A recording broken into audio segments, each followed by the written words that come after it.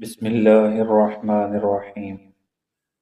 حضرت عبداللہ ابن عمر رضی اللہ عنہ سے روایت ہے،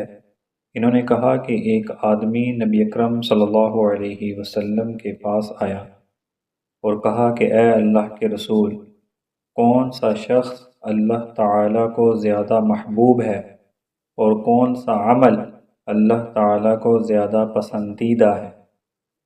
تو رسول اللہ صلی اللہ علیہ وسلم نے فرمایا، لوگوں میں سب سے زیادہ محبوب اللہ تعالیٰ کے ہاں وہ شخص ہے جو لوگوں کو سب سے زیادہ نفع دینے والا ہے، اور اللہ تعالیٰ کو سب سے زیادہ پسندیدہ عمل وہ خوشی ہے جو مسلمان کسی دوسرے مسلمان کو دے یا اس سے مصیبت کو دور کرے یا اس کا قرض ادا کرے یا اس کی بھوک ختم کرے۔ اور اگر میں کسی بھائی کے ساتھ اس کی ضرورت پوری کرنے کے لیے چلوں تو یہ مجھے اس مسجد یعنی مسجد نبوی میں 1 مہینہ اعتکاف بیٹھنے سے زیادہ محبوب ہے۔ جس شخص نے اپنا غصہ روکا، اللہ تعالیٰ اس کے عیبوں پر پردہ ڈال دیں گے، اور جو شخص اپنے غصے کے مطابق عمل کرنے کی طاقت کے باوجود اپنے غصے کو پی گیا، اللہ تعالیٰ قیامت کے دن اس کے دل کو امید سے بھر دیں گے۔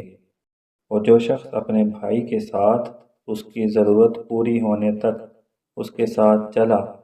تو اللہ تعالیٰ اسے اس دن یعنی قیامت کے دن ثابت قدم رکھیں گے جس دن قدم ڈگمگا رہے ہوں گے۔ اور یقیناً بد اخلاقی عمل کو خراب کر دیتی ہے جس طرح سرکہ شہد کو خراب کر دیتا ہے۔ رسول اللہ صلی اللہ علیہ وسلم نے ارشاد فرمایا، لوگوں کے لیے وہی پسند کرو جو تم اپنے لیے پسند کرتے ہو۔ حضرت ابو ہریرہ رضی اللہ عنہ سے روایت ہے، وہ فرماتے ہیں نبی اکرم صلی اللہ علیہ وسلم نے فرمایا، قیامت کے دن اللہ تعالیٰ کے نزدیک سب سے برا نام اس شخص کا ہوگا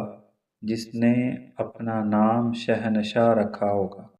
رسول اللہ صلی اللہ علیہ وسلم نے فرمایا، جب کوئی آدمی کسی قوم کے پاس آئے اور وہ اسے خوش آمدید کہیں تو جس دن وہ اپنے رب سے ملے گا